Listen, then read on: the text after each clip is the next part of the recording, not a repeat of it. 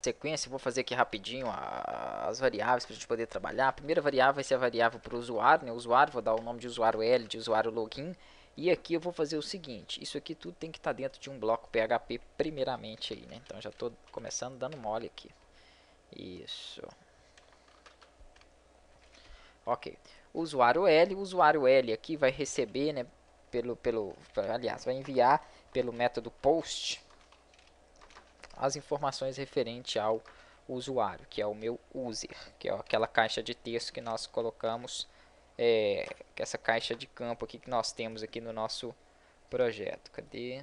Aqui, ó, essa caixa usuário. Então, aquela variável recebe os dados entrados nessa variável, nessa caixa de texto usuário, e a do password recebe as dessa caixinha aqui. Então, a mesma coisa que eu fiz aqui, eu vou fazer para o password. Seleciono a linha, colo aqui embaixo. Eu gosto de fazer passo a passo, porque aí fica bem explicado, né? Tem aluno que prefere que eu cole o código, mostre, mas é o meu jeito de trabalhar aqui. Então, password aqui, né? Pass L de login. Vou só deixar o L aqui. Vocês podem nomear da forma que vocês quiserem aí as variáveis. Eu até aconselho que quem está acompanhando, não tem muito costume, faça igual para não confundir. Depois vocês vão substituindo, trocando, fazendo novamente, que é para realmente aprender.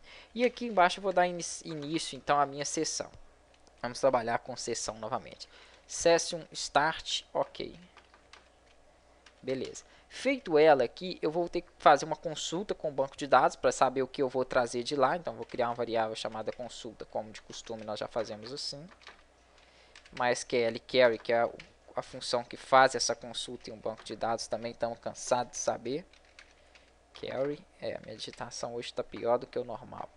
E aqui eu vou colocar entre parênteses e aspas o que eu quero que ele busque lá. Eu quero todos os dados da tabela usuário. Então, select, asterisco para ele pegar tudo, from usuários. Aí, se tiver alguma exceção, eu posso colocar naquele where, onde tal coisa seja igual a tal. Depois vai ter exceções, mas por enquanto aqui nós vamos trazer de início todas. Vou ter que ter uma outra variável que vai funcionar, né, como se fosse uma booleana, mas ela não vai ser uma booleana. Ela vai, se ela tiver habilitada, ele vai continuar. Se ela não tiver, o usuário não tem permissão. Vou até dar um nome para ela de porta. Porta, e ela vai iniciar como continuar. Então, como se ela tivesse funcionando. Quando ela entrar no looping, ela vai estar para acesso. Se algum dado de senha ou nome de usuário não corresponder com o que tem no banco de dados, o acesso vai ser negado. Para isso aqui, eu vou precisar de criar, então, um while, né, para fazer esse teste para mim. Ele vai verificar no banco de dados e vai saber, né, se aquele usuário tem ou não permissão. Na verdade, aqui ele vai ser uma repetição, que vai verificar daqui a pouco, vai ser o if que nós vamos fazer. Então, eu vou criar aqui, né, um array, no caso, que vai ser meu filas, e vou passar depois valores para ele aqui. Só vou falar que esse array meu aqui, ou esse array filas, ele vai receber filas aqui no caso, né, poderia ser de linha. Vou mudar o nome dele, linhas ali.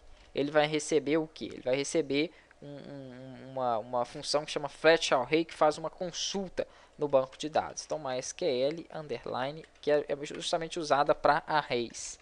Fetch array. Ela vai receber ele, eu vou passar como parâmetro a minha tabela, que está incluída dentro da consulta. Então, vou colocar aqui a minha variável consulta. Ok. Então, ele vai lá e vai procurar, né, todos os registros daquela tabela. E vai analisar para mim se a porta ela está como continuar. Então, colocar aqui embaixo, porta, variável porta, igual continuar.